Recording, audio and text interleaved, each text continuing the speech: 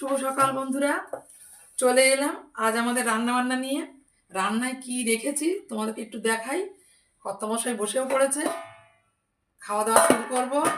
করেছি দেখো, এক হাঁড়ি গরম গরম ভাত, এক হাঁড়ি গরম গরম ভাত। আর করে নিয়েছি দেখো,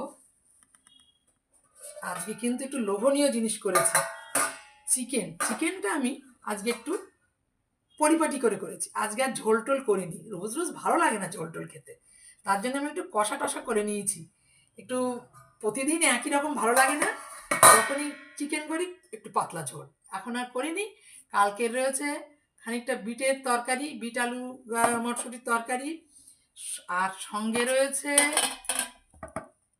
টমেটো আর খেজুরের চাটনি। আমার তো চাটনিটা তো ভীষণ প্রিয়। চাটনি আমার প্রতিদিন হলে প্রতিদিনই আমার খুব ভালো লাগে। আমি চাটনি দিয়ে আবার ভাত খাই। অনেকে ভাত খায় না চাটনি দিয়ে, কিন্তু আমি খাই। আর সঙ্গে রয়েছে দেখো পেঁয়াজ। আর রয়েছে আরেকটা জিনিস, সেটা এই যে ভাতের, দেখাচ্ছি তোমাদের, দেখাচ্ছি। আজকে টি রাইস করলে হতো, মটর এই দেওয়া যে যেত। পেঁপে সেদ্ধ দিয়েছি। হ্যাঁ, একটু মটর দিয়ে দিলে হয়ে যেত কিসে? ভাতে।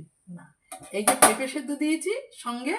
আজ আমাদের মোটামুটি অনেক ভাগেই আছে।